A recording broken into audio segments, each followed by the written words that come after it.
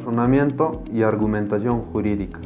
La trascendencia del razonamiento y la argumentación jurídica, su importancia en nuestro mundo, en el mundo del derecho, es sin duda evidente.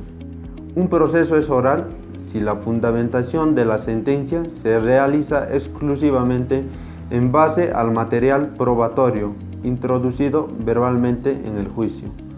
La contradicción implica que cada parte podrá refutar, oponerse o contradecir lo expuesto por parte contraria, en base de que el juzgador procura que las partes tengan conocimiento de todos los actos llevados a cabo en el proceso.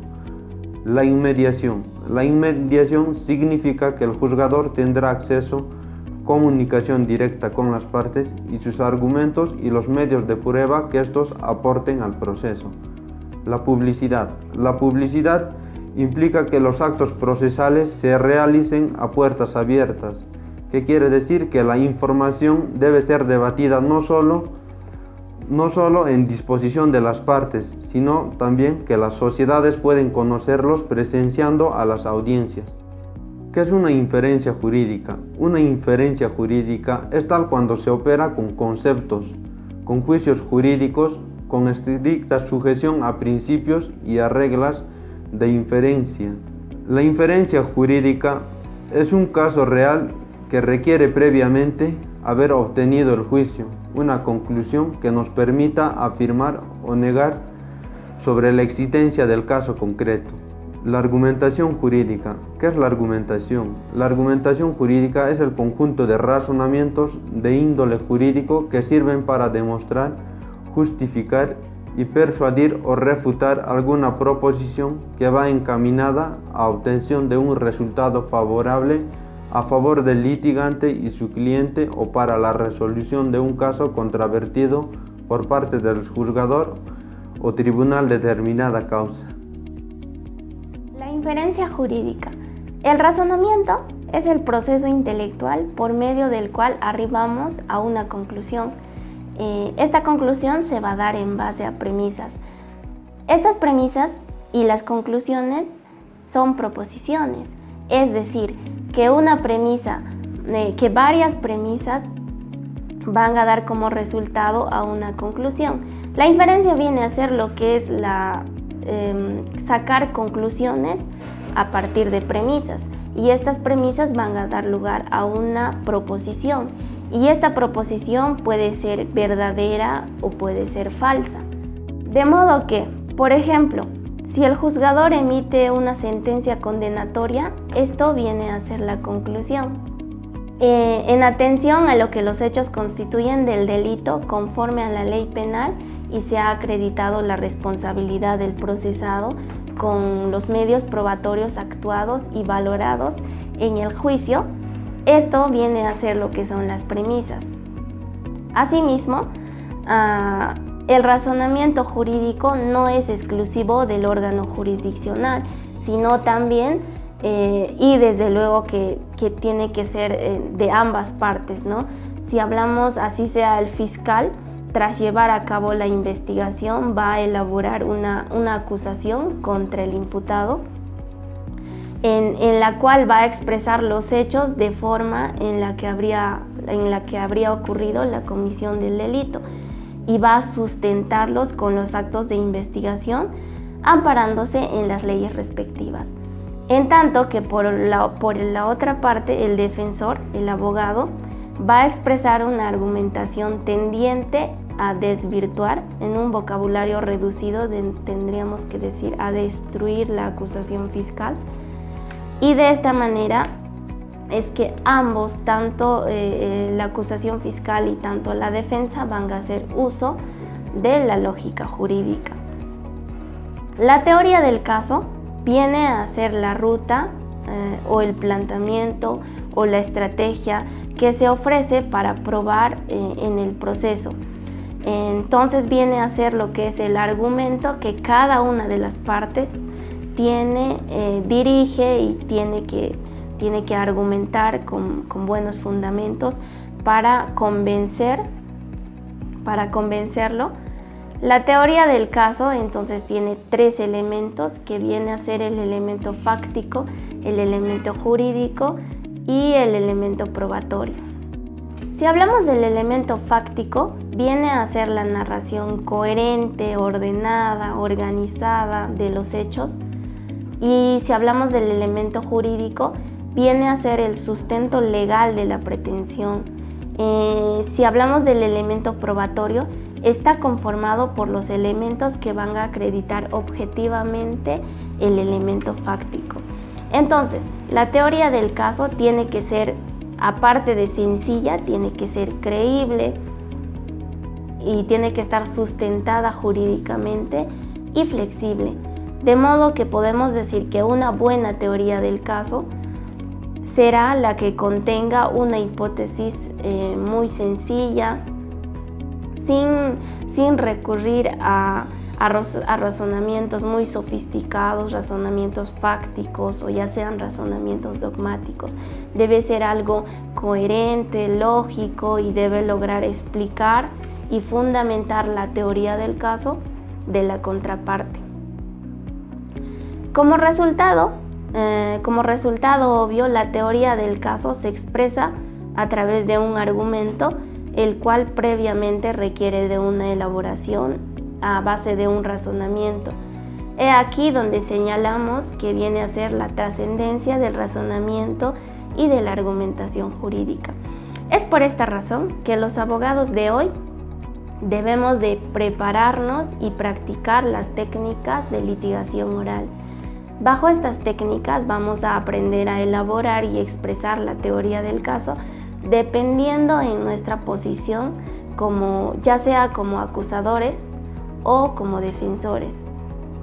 A manera de conclusión, la teoría del caso viene a ser la ruta, el planteamiento o la estrategia que se ofrece para probar en el proceso que para esto no basta elaborar un buen razonamiento, sino también, aparte de saber elaborarlo, es exteriorizarlo a través de un argumento, y este argumento tiene que contar con muy buenos fundamentos, ¿no? Aquí ingresamos a lo que viene a ser la teoría de la argumentación, que consiste no solo en elaborar una buena argumentación, sino también saber expresarlo y fundamentarlo. La argumentación jurídica es el razonamiento, es el proceso intelectual por medio del cual llegamos a una conclusión a base de premisas.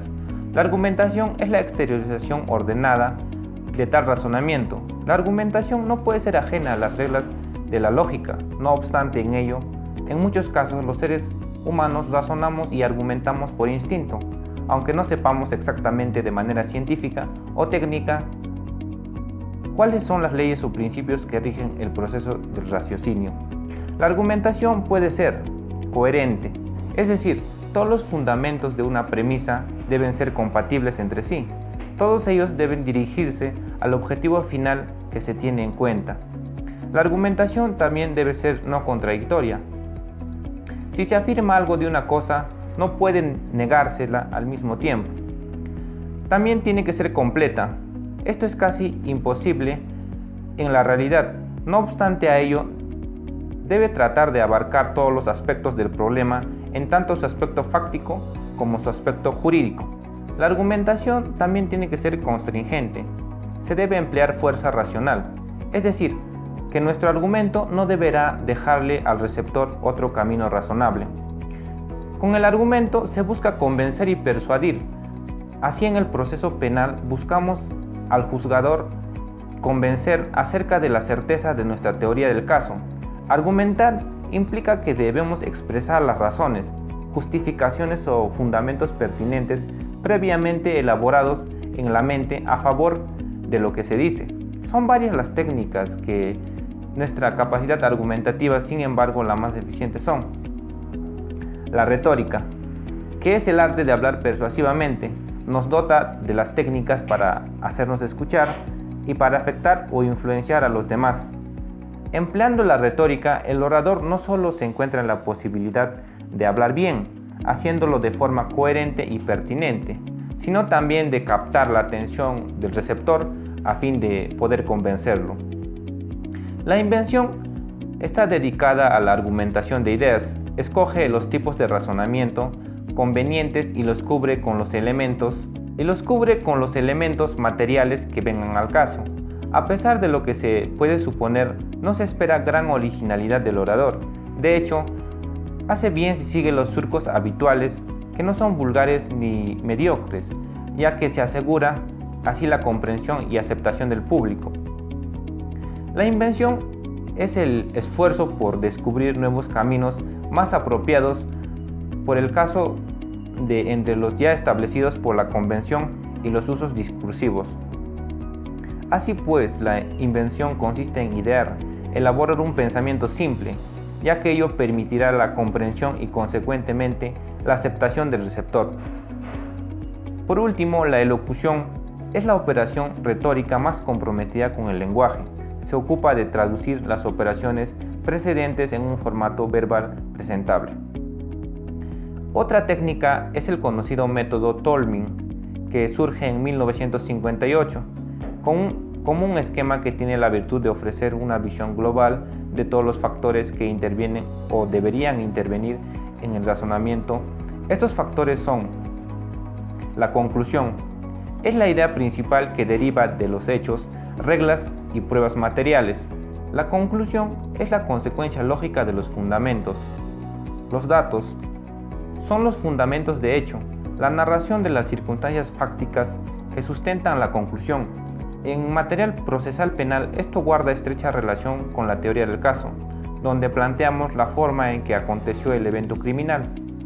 La garantía está conformada por una serie de principios, reglas generales, axiomas, en fin, pautas de conocimiento general. La garantía sirve de sustento abstracto a la conclusión. Los respaldos son los sustentos materiales de nuestro fundamento. Los respaldos sirven para demostrar la validez y certeza de las premisas. Vienen a ser los medios probatorios que corroborarán el petitorio o alegato. Si con eso se piensa que nuestro argumento está completo, estamos lejos de ello. Recordemos que en toda actividad buscamos convencer a otra persona en medio del debate. En un debate se expresan ni se escuchan argumentos provenientes de una sola dirección. Estamos ante una situación adversarial de ataque y defensa. La sola tarea de que el receptor atienda y capte nuestro argumento es difícil. Imagínense convencerlo y hacerlo bajo la presión del adversario, quien en todo momento buscará desacreditar, desbaratar la argumentación contraria. A efectos de dificultar la labor del contrario, primero debemos preocuparnos por elaborar un argumento pronto, lo más sólido posible. En el mundo del derecho, todo argumento es susceptible de contradicción. El asunto entonces es procurar cubrir todos los puntos débiles de nuestra sustentación. Previamente debemos ver si nuestra conclusión es posible, probable o cierta. La seguridad de nuestra conclusión depende de las posibles contradicciones a las que pudiera haber lugar. La búsqueda de tales contradicciones, excepciones o reglas especiales se llama refutación. En esta última etapa de la elaboración del argumento, buscamos blindar nuestra sustentación, lo cual se logra anticipándonos a las posibles contradicciones que expresa el adversario. Así entendemos que la argumentación jurídica no es más que el discurso por medio del cual se pretende justificar determinada decisión jurídica.